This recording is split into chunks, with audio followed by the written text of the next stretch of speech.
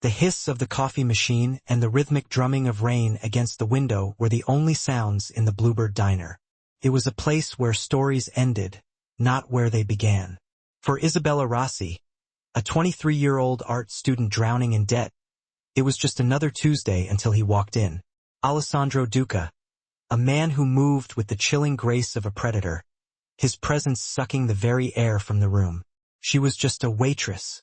He was the unspoken king of the city's underworld. She served his coffee, kept her head down, and tried not to notice the world of violence coiled beneath the surface of his tailored bronze suit.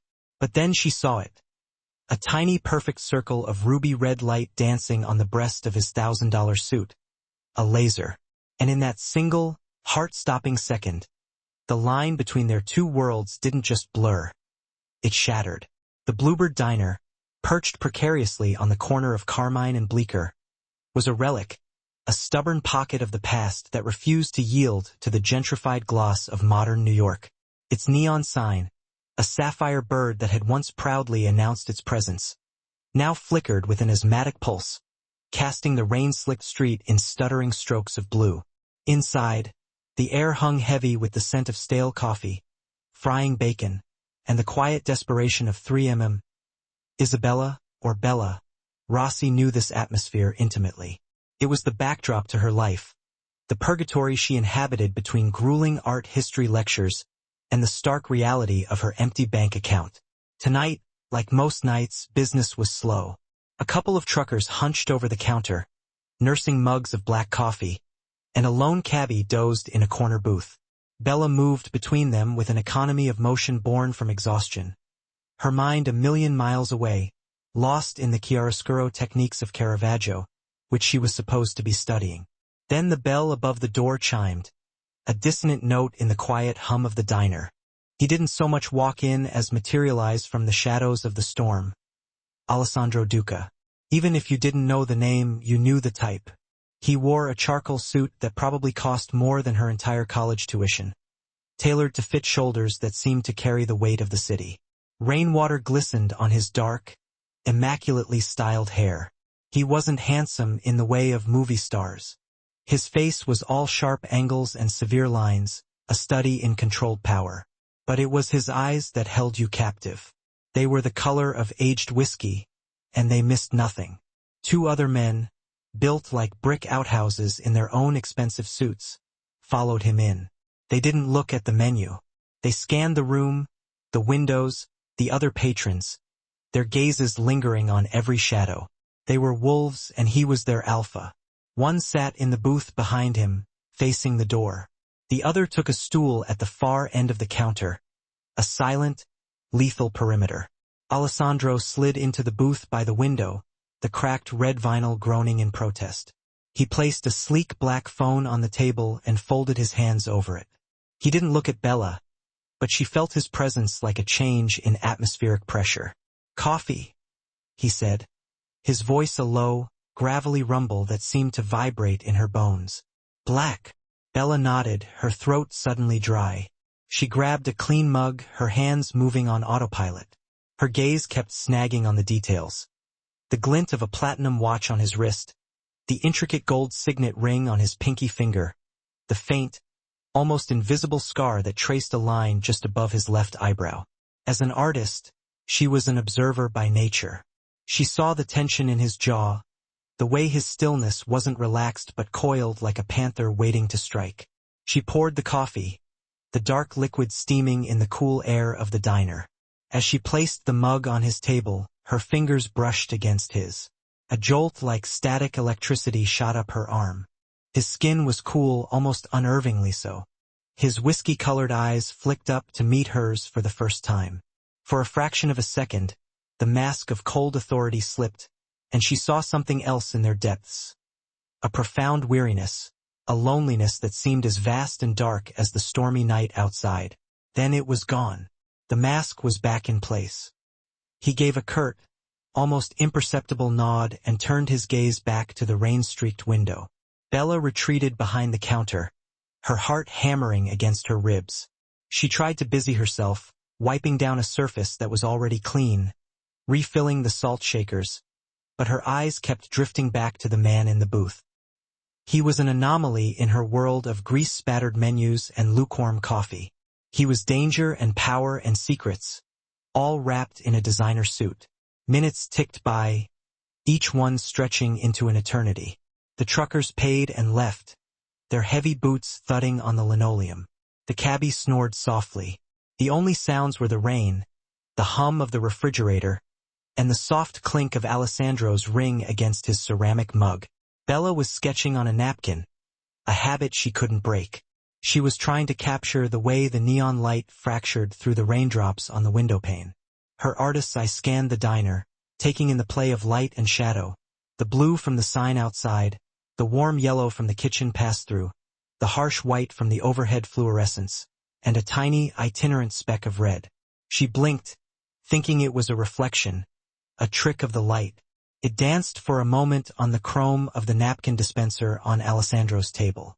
Then it moved, sliding across the tabletop and coming to rest on his chest, right over his heart. A perfect, brilliant circle of ruby light. Her blood ran cold. It wasn't a reflection. She'd seen it in movies, in documentaries. It was a laser sight, a targeting laser. Her mind raced, a frantic slideshow of possibilities. A sniper across the street in one of the darkened apartment windows. The window of the diner was a massive, inviting target. Alessandro was perfectly framed within it, a sitting duck. Her breath hitched. The world seemed to slow down, the ambient sounds of the diner fading into a dull roar in her ears. She looked at Alessandro. He was lifting his mug to his lips, completely oblivious. His men were watching the room, the door, but they couldn't see the tiny dot of death from their angles. Only she could. From her specific vantage point behind the counter, the angle of the light, her artist's gaze had caught the one detail that mattered. Panic was a physical thing, clawing its way up her throat. Scream. Duck. She was frozen, a terrified rabbit in the path of a snake. But screaming would cause chaos. He might stand up, move into the line of fire. Ducking would save herself, but it would doom him. In that split second, a different instinct took over, not self-preservation, but something fiercer, more decisive. She didn't know this man, and every rational part of her brain told her he was a bad man, a dangerous man. But she also knew he was about to die. Her body moved before her mind could protest. She threw the damp cleaning rag she was holding onto the counter and took a step forward. Her voice, when it came out, was not a scream but a sharp, commanding cry that cut through the silence like a shard of glass. Don't move. The words echoed in the sudden, absolute stillness of the diner. The cabbie jolted awake. Alessandro's men were instantly on their feet, their hands disappearing inside their jackets. Alessandro himself had frozen, his coffee mug halfway to his lips.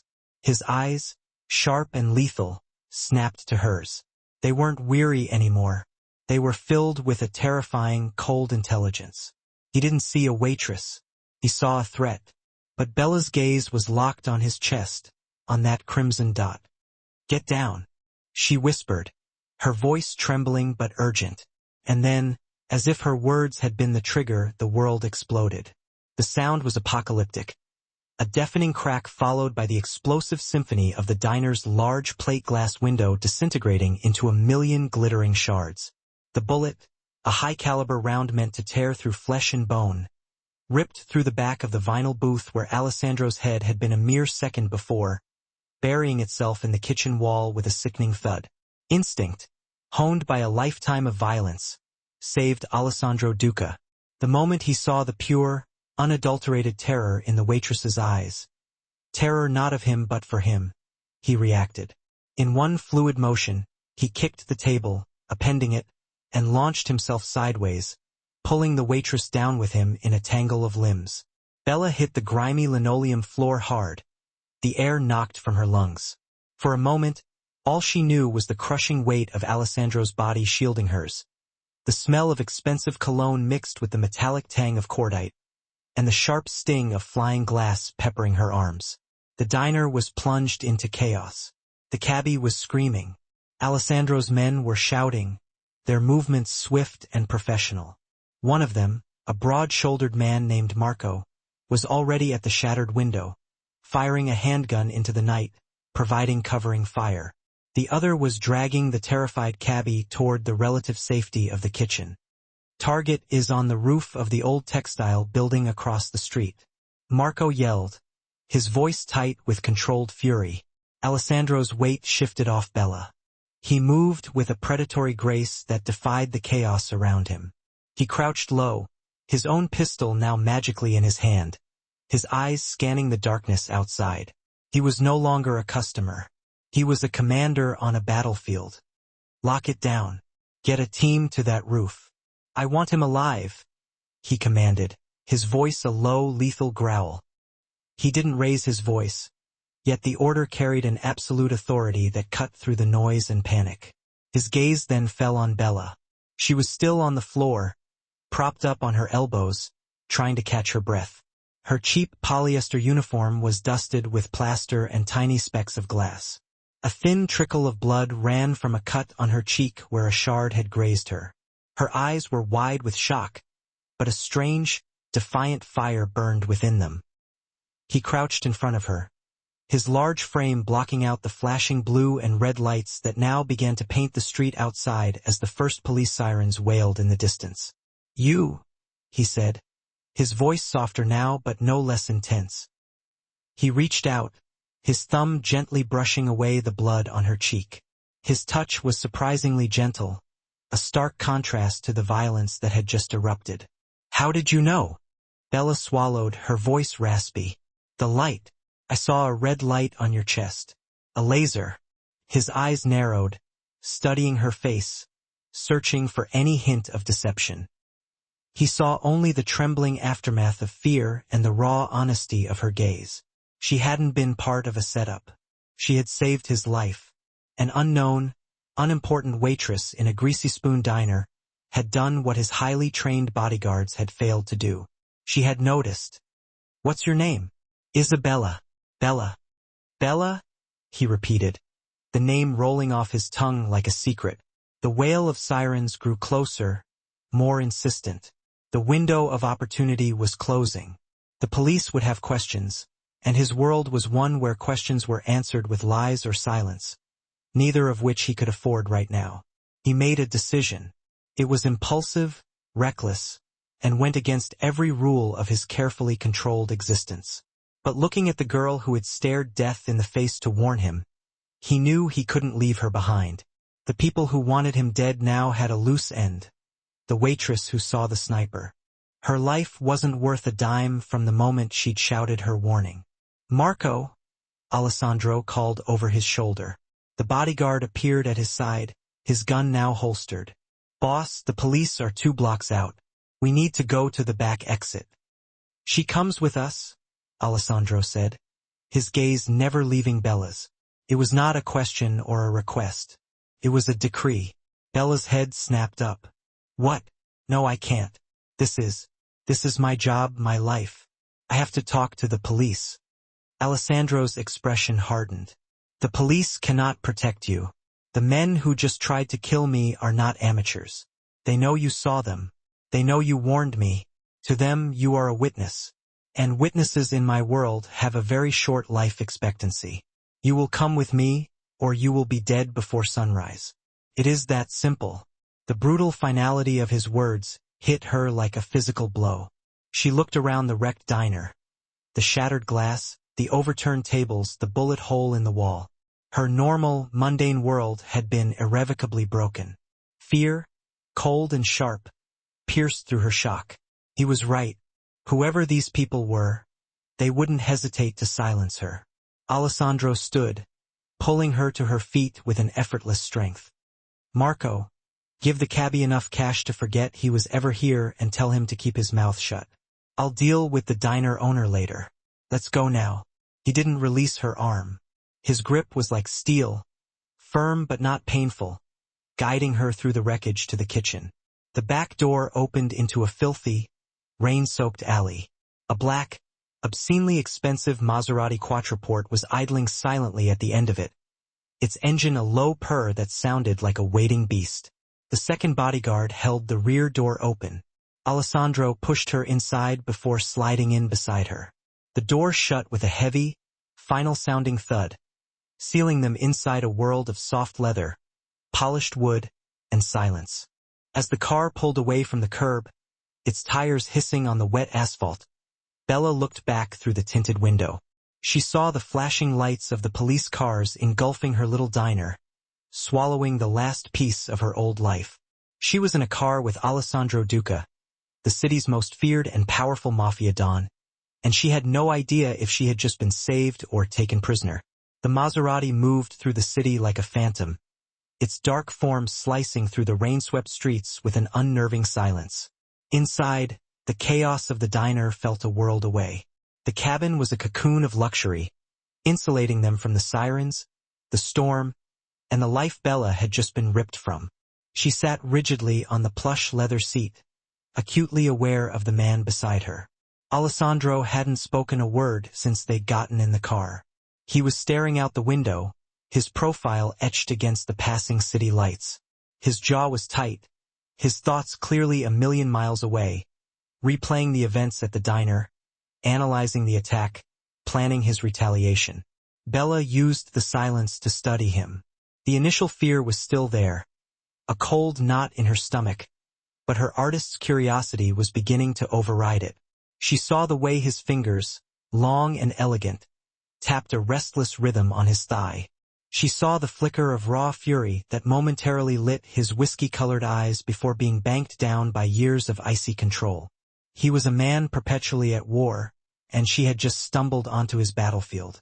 After a 20-minute drive that took them from the gritty streets of the village to the opulent, tree-lined avenues of the Upper East Side, the car slowed and turned into a private gated driveway. The gates, imposing structures of wrought iron, swung open silently to admit them. They swept up a circular drive toward a townhouse that looked more like a fortress. It was a magnificent limestone building, 5 stories of old-world elegance and modern security. Cameras were visible at every corner, discreet but unmistakable. The car stopped under a portico, and the door was immediately opened by another man in a dark suit. Alessandro got out first, then turned and offered Bella his hand. His touch was impersonal, a formality, but it sent another jolt through her system. She ignored it and stepped out into the humid night air. They entered a foyer that was breathtaking in its grandeur. A sweeping marble staircase curved upwards into the shadows, and a crystal chandelier the size of a small car cast a dazzling, splintered light across the black and white checkered floor. The air smelled of lemon polish, old books, and money. "Marco," Alessandro's voice echoed in the cavernous space. "Get our guest a room, the one on the 3rd floor, overlooking the garden. Have someone bring her water and something for the cut on her face, and find her some clothes that aren't covered in glass." Marco nodded. "Boss, what about the investigation? Get everyone in my study in 30 minutes. I want a preliminary report on the sniper. I want to know which family has the balls to take a shot at me on my own territory. I want names. Now go." Marco gave Bella a brief, unreadable look before disappearing up the stairs. Alessandro turned his attention back to her. They were alone in the vast, silent foyer. "You will be safe here," he said. It wasn't a reassurance. It was a statement of fact. "No one gets into this house without my permission. You will have everything you need." "I don't want to be here," Bella said, her voice stronger than she expected. "I want to go home." "Your home is the first place they will look for you," he replied patiently, as if explaining a simple concept to a child. "The apartment you can barely afford with the faulty lock on the front door. You would be dead in an hour. Here you are alive. For now, that will have to be enough." He began to walk away, heading toward a pair of large oak doors she assumed led to his study. "Why?" she called after him. "Why are you doing this? You don't know me." He stopped and turned back, his face half shrouded in shadow. "You saw a threat to me and you didn't hesitate. You acted. In my world, that kind of loyalty is rare. It's valuable. I don't know if you did it out of courage or foolishness, but the result is the same. You saved my life. I have a responsibility to preserve my assets." The word stung. asset like she was a stock, a property, a thing to be managed. The flicker of gratitude she'd felt vanished, replaced by a spark of anger. I'm not one of your assets, Mr. Duca. I'm a person. An art student who was just trying to get through her shift. A ghost of a smile touched his lips, a cold, humorless expression. You stopped being just an art student the moment you shouted. You involved yourself. Welcome to my world, Isabella. With that, he turned and disappeared into his study, the oak doors closing behind him with a soft but decisive click. Bella was left standing alone in the opulent foyer, feeling smaller and more lost than ever before. She was a prisoner in a gilded cage, her fate now inextricably tied to the cold, dangerous man who was its master. A few minutes later, a middle-aged woman with a kind face and worried eyes appeared. Miss, I am Sophia, the housekeeper. Please come with me. Sophia led her up the grand staircase to the 3rd floor. The room she was given was larger than her entire apartment. A 4-poster bed with pristine white linens dominated the space. A set of French doors opened onto a small balcony overlooking a beautifully manicured garden hidden from the city by high stone walls. On a small table, a first aid kit, a bottle of water, and a glass had already been placed. A simple set of silk pajamas was laid out on the bed. Sophia gently cleaned and bandaged the small cut on Bella's cheek. You are safe here, dear, she whispered, her eyes full of a pity that Bella found deeply unsettling. Don Alessandro, he protects what is his. There it was again, that sense of ownership. After Sophia left, Bella walked to the French doors and stepped out onto the balcony. The rain had softened to a drizzle. Below her, the garden was a labyrinth of dark green hedges and pale, ghostly white roses. The air was clean and fresh, a stark contrast to the grimy alley behind the diner. She could see the lights of the city glowing beyond the walls, but they felt a universe away. She was trapped. Her life, with its predictable rhythms of classes, work, and sketching, was over. She had traded it for this. A world of opulent prisons, silent bodyguards, and a man whose eyes held the chilling promise of both protection and peril.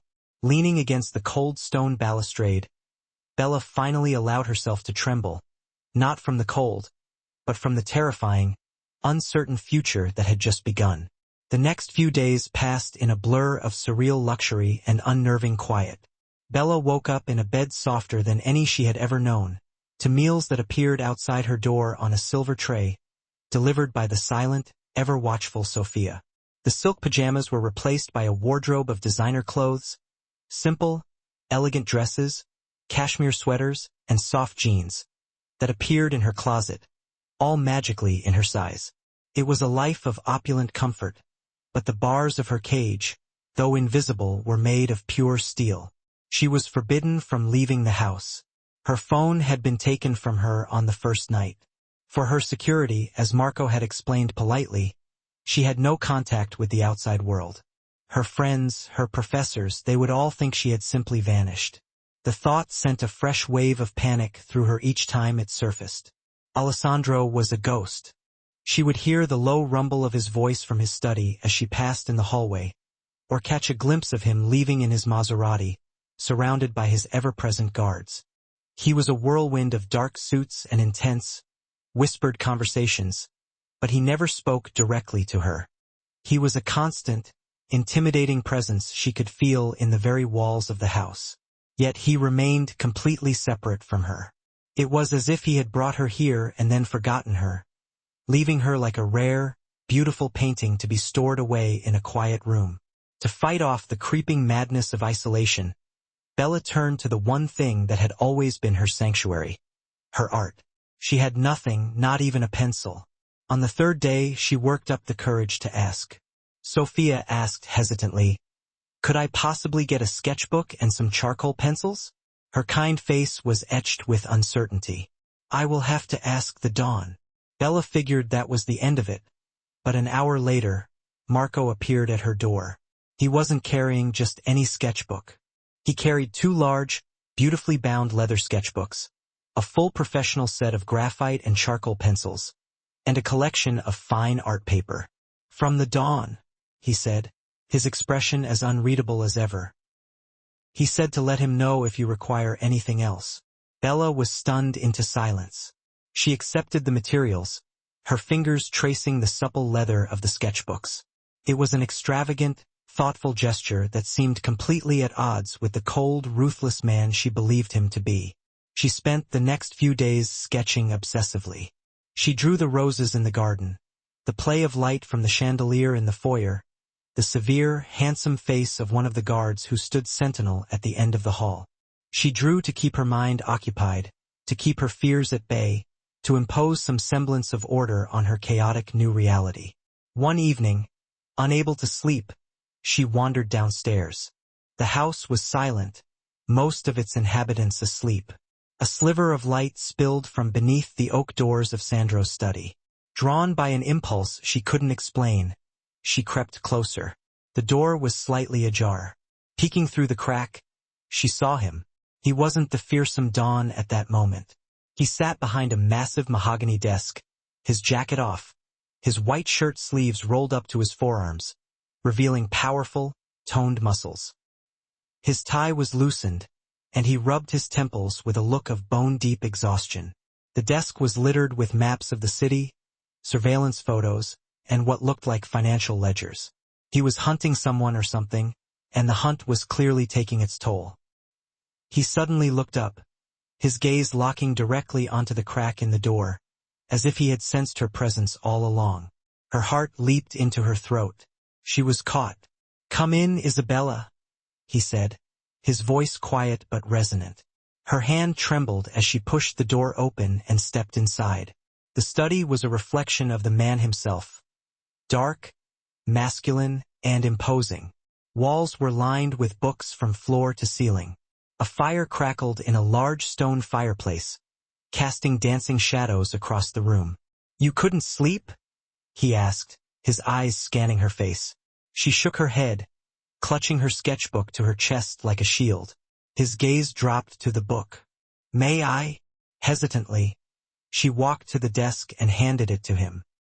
He opened it, his expression unreadable as he slowly turned the pages. He paused on her sketch of the guard, a slight smile touching his lips. He lingered on a detailed drawing of one of the garden's white roses, his finger tracing the delicate shading of a petal. Finally, he looked up at her, a strange light in his eyes. "You have a gift. You see things not just what they are, but the essence of them." His voice was low, almost intimate. "It's how you saw the laser, isn't it? You weren't looking for it. You were just observing." She nodded, unable to find her voice. "I've been trying to find the man who pulled the trigger," he said, gesturing to the papers on his desk. He walked back toward her, stopping so close she could feel the heat radiating from his body. He reached out and gently touched the bandage on her cheek, which had been replaced that morning. His fingers were warm. "I am sorry you were dragged into this," he said, his voice a low whisper. "I will find the man responsible for this.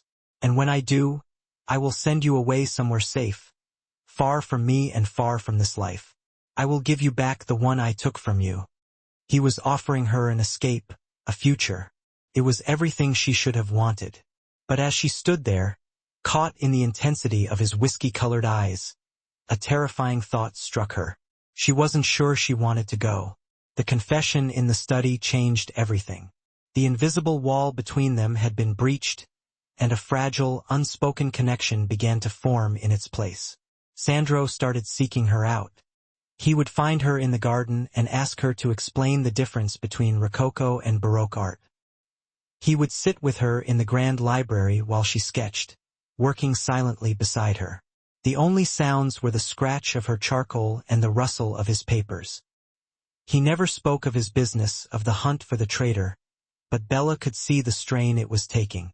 There were new lines of exhaustion around his eyes. He was a man walking a tightrope, and the fall would be fatal. During their quiet moments, she saw the mask of the dawn slip away, revealing a man who was intelligent, surprisingly witty, and possessed a deep, aching loneliness that resonated with her own. The more she saw of the man, the more the fear she felt began to metamorphose into something far more complicated and dangerous. Affection. She found herself watching for him, her heart giving a strange little leap when he entered a room. She was falling for her captor, the man who had destroyed her life to save it. It was madness. It was Stockholm Syndrome. It was the most terrifying thing she had ever felt. One afternoon, Sandro received a phone call that made his face turn to stone. He spoke in rapid, hushed Italian, his voice like ice. When he hung up, he looked at Bella, his eyes blazing with a cold fire she hadn't seen since the night at the diner. "We found him," he said. "The man who I believe gave the order. Dmitry Petrov. He runs the docks for me. He's ambitious, greedy. He thinks it's his time." "What are you going to do?" Bella asked, her voice barely a whisper. "I am going to have a conversation with him," Sandro said, the words laced with deadly intent. "Marco, get the car. Tell the others to meet us at the warehouse on Pier 41. He looked at Bella. "You stay here. Lock the doors. Do not let anyone in but me." He left, and the house fell into a heavy, waiting silence. Bella paced her room, her mind filled with horrifying images of what a conversation with Alejandro Duca might entail. Hours crawled by. Darkness fell. Every sound from the street made her jump. It was close to midnight when she heard the car's return. She ran to the window that overlooked the drive. Sandro emerged from his Maserati. He was alone save for Marco. His suit was immaculate. His hair was perfect, but there was a darkness in his posture, a stiffness in his walk that hadn't been there before. She met him at the top of the stairs. "What happened?" He walked past her without a word and went straight to his study. She followed, her heart pounding. She found him pouring 2 fingers of scotch into a heavy crystal glass. "It wasn't him," Sandro said, his back to her. He downed the amber liquid in one go. "Petrov was being set up. Someone fed me his name, hoping I would take him out. They wanted me to eliminate a loyal, if ambitious, captain for them to weaken my own organization from the inside." He slammed the glass down on his desk. "The traitor is smarter than I thought. He's still in the shadows, moving my own men like pieces on a chessboard." He finally turned to face her, his eyes filled with a frustration so profound it was almost despair. "I'm fighting ghosts." Seeing his carefully constructed control finally crack, Bella felt a powerful urge to comfort him. She stepped forward, placing a hesitant hand on his arm. The muscle beneath his shirt was tense, hard as rock. "You'll find him, Sandro," she said softly. He looked down at her hand, then up at her face. For a long moment, he just stared at her, and the raw emotion in his eyes made her breath catch. He leaned in, his gaze dropping to her lips, and she knew he was going to kiss her. Her own eyes fluttered shut in anticipation, but the kiss never came. He stopped, a breath away from her, and a look of profound conflict crossed his face. He gently removed her hand and stepped back, the mask of the dawn sliding back into place. "It's late," he said, his voice strained. "You should get some sleep." Dismissed, Bella retreated from the study, her cheeks burning with a mixture of disappointment and humiliation. She felt like a fool. What did she expect? That this Mafia king would fall for the waitress he was holding captive? Dejected, she returned to her room. She needed a distraction, something to pull her out of her own head. She thought about her apartment, her old life. There was a box in the back of her closet filled with her mother's things. Her mother had passed away when Bella was a teenager, and she rarely looked inside, the memories still too painful. But right now, she felt a desperate need to connect with her past, with a time before all this. A reckless idea formed in her mind. She wanted to go home, just for an hour. She found Marco in the hallway. "I need to go to my apartment," she said, her tone firm. "I need to get something personal." He frowned. The Dawn's orders were, "The Dawn is busy fighting ghosts." She cut in, her voice sharp. "I've been a model prisoner. I won't run. You can come with me. You can wait outside the door, but I need to do this." Marco studied her for a long moment, then gave a reluctant nod. 20 minutes later, They were standing outside her dingy apartment building. The feeling of being back in her own neighborhood was dizzying. It all seemed so small and mundane now. Marco followed her up the 3 flights of stairs, his presence a dark, imposing shadow in the narrow hallway. He stood guard outside while she unlocked her door and slipped inside. The apartment was just as she'd left it, dusty, cold, and silent. She went straight to her closet and pulled out the old shoebox. Sitting on her bed, she lifted the lid. The familiar scent of lavender and old paper filled the air. There were old letters, a pressed flower, her mother's favorite locket, and at the bottom, a small stack of photographs held together by a brittle rubber band. She smiled as she looked through them. Her mother and father on their wedding day. Bella as a baby covered in spaghetti. Then she came to one she didn't recognize. It was a picture of 2 men standing outside what looked like a social club in Little Italy. They were younger, dressed in the style of the late 90s. One of the men was her father, looking happy and healthy, his arm slung around the other man's shoulders. The other man was younger, harder, but there was no mistaking the cold, ambitious eyes and the severe set of his jaw. It was a face she now saw in her dreams. It was Alejandro's father, the legendary Don, Niccolo Duca.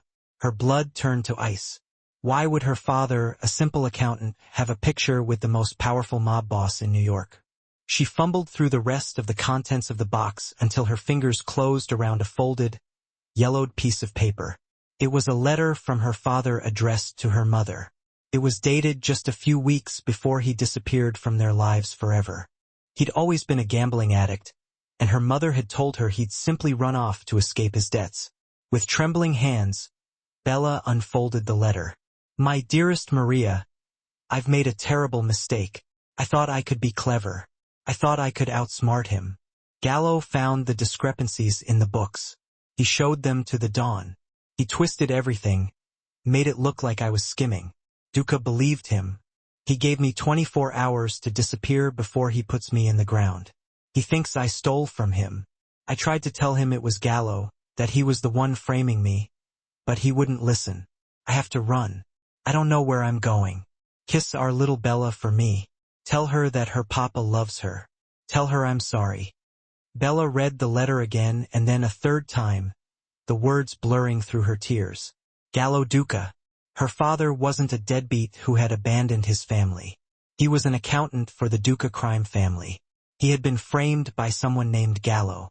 And Niccolo Duca, Sandro's father, had sentenced him to a life on the run or worse. The Duca family hadn't just brought chaos into her life for the past few weeks. They had destroyed it from the very beginning. Clutching the photograph and the letter, Bella stood up.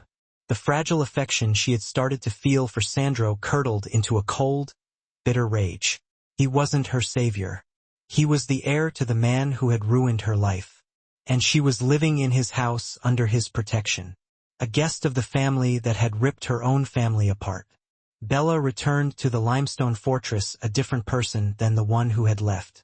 The fear and the burgeoning affection had been burned away, leaving behind a cold, hard knot of fury. She was no longer a lost girl caught in a world she didn't understand.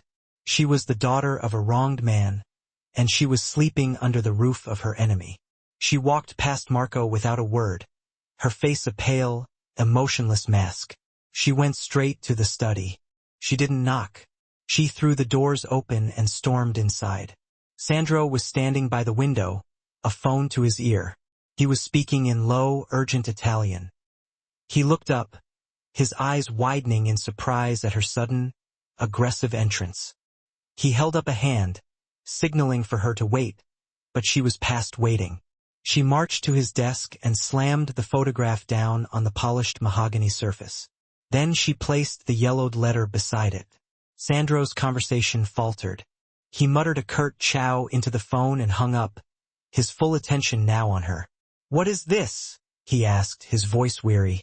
"That," Bella said, her voice shaking with suppressed rage, "is my father and your father, and this," she pushed the letter towards him, "is the reason my father disappeared, the reason I grew up thinking he was a degenerate gambler who abandoned his family.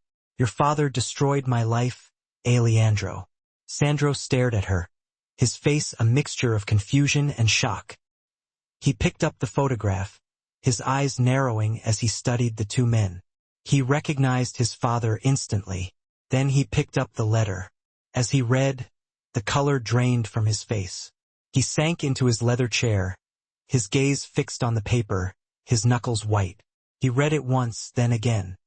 "My father was a bookkeeper," Bella continued, unable to stop the torrent of words. "His name was Lorenzo Rossi. He worked for your father. And according to this, a man named Gallo framed him. And your sainted, loyalty-obsessed father didn't even bother to listen. He just threw him away. He ruined him." Sandro looked up from the letter, his whiskey-colored eyes dark with an emotion Bella couldn't decipher. It wasn't anger. It was something deeper, more unsettled. "Gallo?" he whispered, the name tasting like poison on his tongue. "Antonio Gallo. You know him?" "He was my father's consigliere," Sandro said, his voice distant. "His most trusted advisor. After my father died, Gallo retired. He's an old man now, living quietly in Florida. He still sends me a card on my birthday." The words were laced with a new, dawning horror. He looked from the letter to Bella, and for the first time, she saw not a Don, not a killer, but a man whose entire world was tilting on its axis. The stories he'd told her about his father, the man he both feared and revered, were all cast in a new, sinister light. "I didn't know," he said, his voice raw. "Bella, I swear on my mother's soul, I never knew any of this." "Why would you?" she shot back, her bitterness a shield. "We were nothing, just another casualty of the great Duca Empire." Sandro stood, his fists clenched at his sides. He began to pace the room, a caged tiger. "Gallo," he repeated, the pieces visibly clicking into place in his mind. "He was there from the beginning. He had my father's ear in a way no one else did. He advised him on every major decision." He stopped, his eyes locking with hers.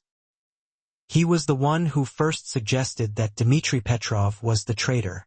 The implication hung in the air between them, thick and suffocating. The ghost Sandro had been hunting finally had a face. It was the face of a trusted old man, a family friend. The snake had been in the garden for decades, slowly poisoning the roots. "He frames your father to gain more control over the finances." Sandro pieced it together out loud, his voice a low, dangerous growl. "He stays by my father's side for years, the loyal advisor. My father dies. I take over.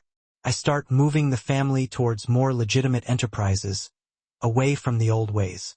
That's less money, less power for him. Even in retirement, he sees me as weak. So, he orchestrates an assassination attempt using an outside professional so it can't be traced. And when it fails, he feeds me the name of a loyal captain to turn me against my own men, to weaken my position so he can back a successor who will return to the old ways. Someone he can control. It was all there, a plan decades in the making, born of greed and treachery. Sandro finally stopped pacing and stood before her. The fury was gone from his eyes, replaced by a deep, hollow ache. "Your father was an innocent man. My father was made a fool by the man he trusted most. He allowed his legacy to be built on a lie." He reached for her, but Bella flinched and took a step back. The chasm between them was now filled with the ghosts of their fathers, with decades of lies and pain. "I can't be here," she whispered, tears finally breaking free and streaming down her cheeks. "I can't be in this house. Bella, please," he pleaded, and the raw desperation in his voice cut through her anger. "Everything you're feeling is justified. But Gallo knows I'm getting closer. He knows the Petrov trap failed. He will be desperate. You are not safe out there. Whatever our fathers did, whatever sins they committed, they are not ours. But this danger is real, and it is here now." He looked at the letter in his hand, then at her. "I can't change what my father did. It is a stain on my name, on my family. But I can find the man who did this to both our families. And I can deliver a justice that is 30 years overdue. Let me do that. Let me fix this." His plea was genuine. The arrogance of the Don was gone, stripped away by the revelation of his father's fallibility and Gallo's deep-seated betrayal. He was just a man confronted with a terrible legacy. Bella looked at him, at the anguish in his eyes, and her own rage began to subside, replaced by a weary, aching sorrow. They were both victims of the same man, their lives manipulated by a ghost from the past. He was right. Their father's sins were not their own.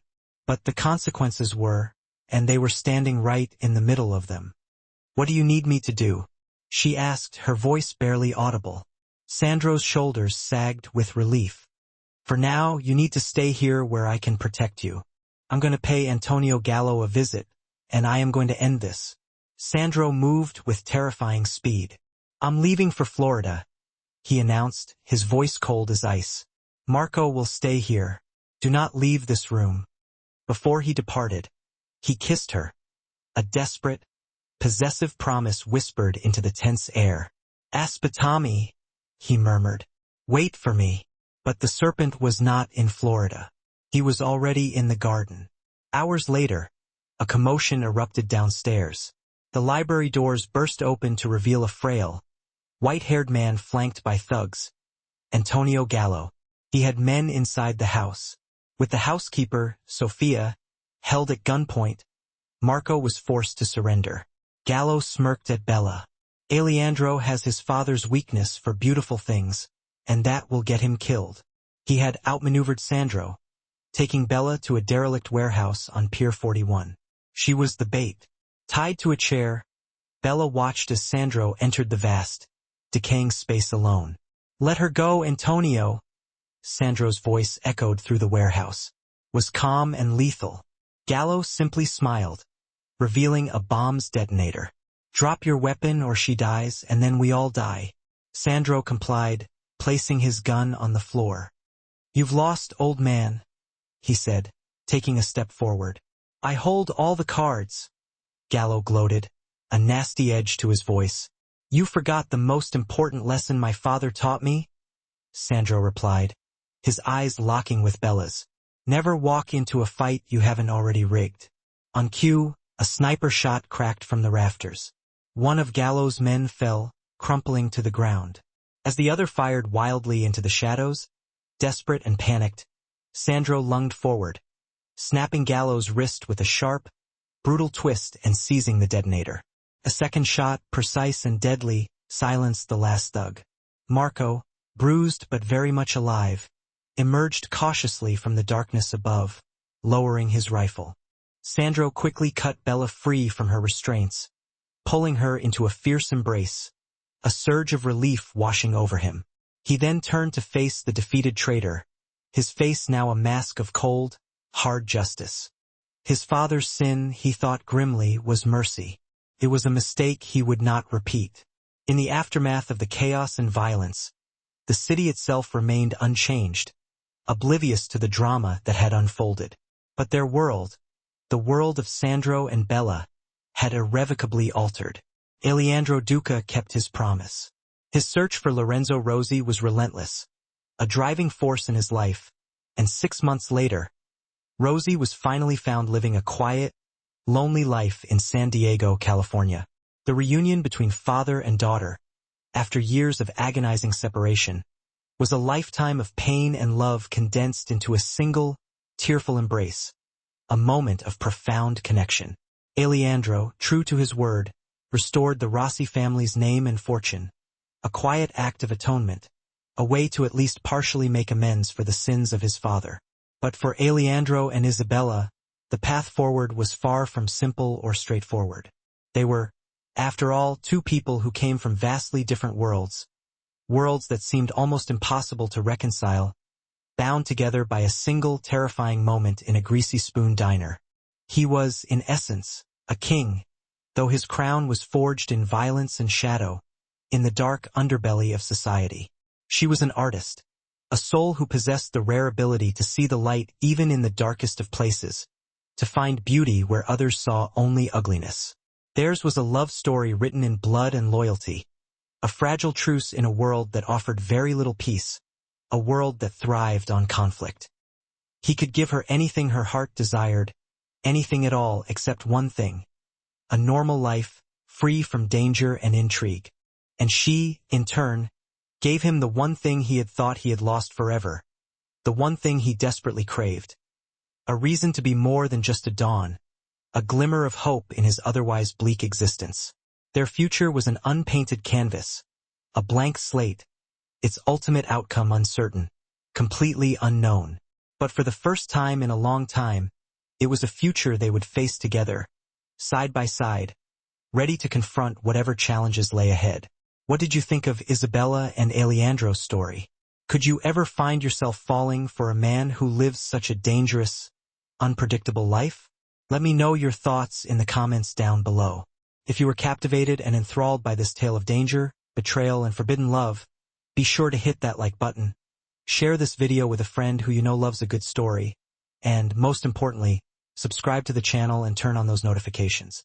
You definitely won't want to miss out on the dark, thrilling romances we have coming up.